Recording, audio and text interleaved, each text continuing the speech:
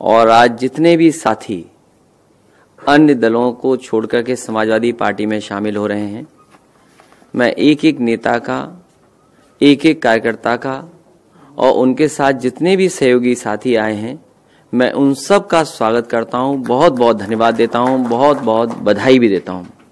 जहां तक सवाल चुनाव का है, 2022 उत्तर प्रदेश का चुनाव देश का चुनाव होगा। जैसा कि बंगाल में देखने को मिल रहा है, भारतीय जनता पार्टी किसी भी स्तर पर जाकर के चुनाव लड़ती है। भारतीय जनता पार्टी का मुकाबला करने के लिए समाजवादी पार्टी ने लगातार संघर्ष किया और लगातार ये प्रयास किया है कि कोई भी समाजवादी पार्टी में शामिल होना चाहेगा, समाजवादी पार्टी में उसको जोड़ने का काम हम सभी मिलकर के करेंगे। प्रदेश और देश में न जाने कितने लोग आज तकलीफ और परेशानी में हैं। रात से लेकर के सुबह तक और पिछले 4-5 दिन से लगातार लोग तकलीफ में हैं।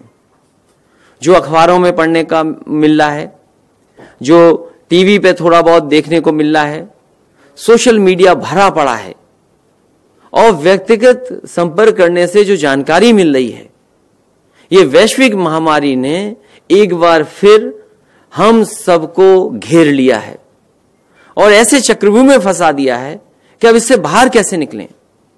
हम जब आप मिल रहे हैं, दुखद है कि बहुत सारे लोगों की जान गई है।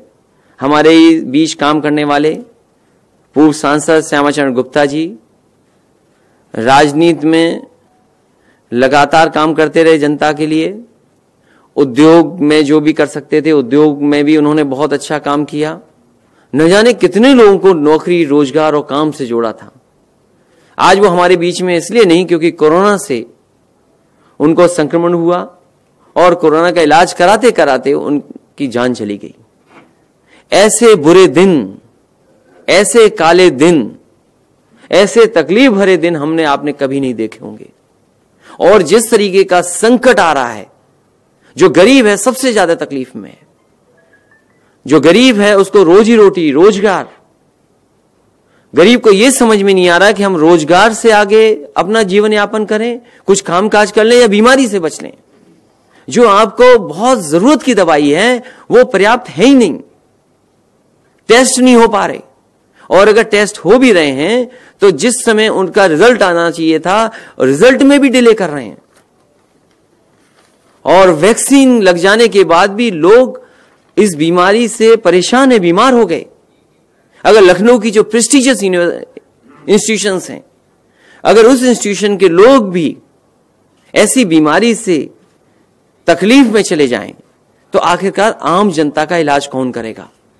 अस्पतालों की जो दुर्दशा की है, क्योंकि सरकार ने कोई तैयारी नहीं की। सरकार अपनी वाहवाही में रही।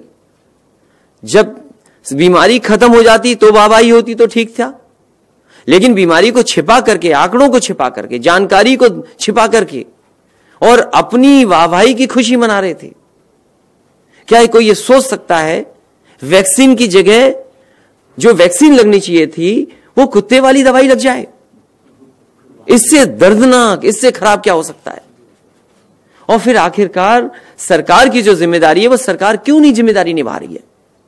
इनके लिए चुनाव जरूरी है, जान जरूरी नहीं है। जब इन पर पर्याप्त समय था, पर्याप्त बजट था, पर्याप्त इंतजाम करने का वक्त था, इन्होंने इंतजाम नहीं किया। इसकी वजह से पूरे के पूरे उत्तर प्रदेश के गरीब आम लोग परेशान हैं, जिन्हें न अस्पताल मिल रहा है, न दवाई मिल रही है, न वैक्सीन हो पा रही है, और न ही वैक्सीन के लगने के बाद उनके बचाव के लिए कोई सरकार फैसला ले रही है। इसलिए हमें उम्मीद है कि आने वाले समय में उत्तर प्रदेश की जनता बदलाव की तरफ देखेगी।